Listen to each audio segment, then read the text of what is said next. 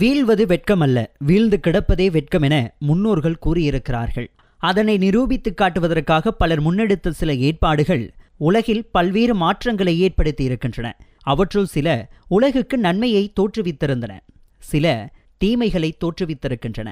அவற்றுள் உலகுக்கு கிடைத்த நன்மை தீமைகளை பேசும் தொகுப்பாய் இன்றைய வரலாற்று பார்வை அமைகின்றது. 1793 ஸ்பெயின் மீது பிரான்ஸ் போரை அறிவித்தது. பிரான்சின் முதலாம் நெப்போலியன் பாலஸ்தீனத்தின் ஜஃபா நகரை 1799 கைப்பற்றினான். அவனது படைகள் கிட்டத்தட்ட 2000 அல்பேனியர்களை கொன்றனர். மனிதனின் வாழ்க்கையில் பல விடயங்களை மாற்றி போட்ட தொலைபேசி என்னும் கருவியினை உருவாக்கும் காப்புரிமையினை 1876 அலெக்சாண்டர் கிரஹம் பெல் பெற்றுக்கொண்டார்.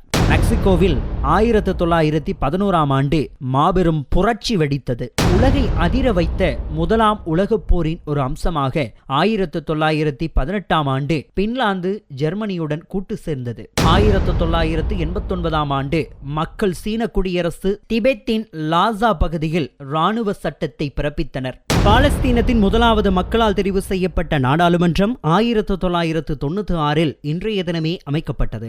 இந்தியாவின் புனித நகர் எனப்படும் காசியில் 2006 அடுத்தடுத்து 2 குண்டுகள் வெடித்ததில் 12 பேர் வரையில் உயிரிழந்தனர். 2007 இந்தோனேஷியாவின் ஜகார்த்தா விமான நிலையத்தில் தரையிறங்க முயற்சித்த கருடா விமானம் வயலொன்றில் வீழ்ந்து வெடித்ததில் 49 பேர் உயிரிழந்த தினமாக மார்ச் 7 வரலாற்றில் இடம் பிடிக்கிறது.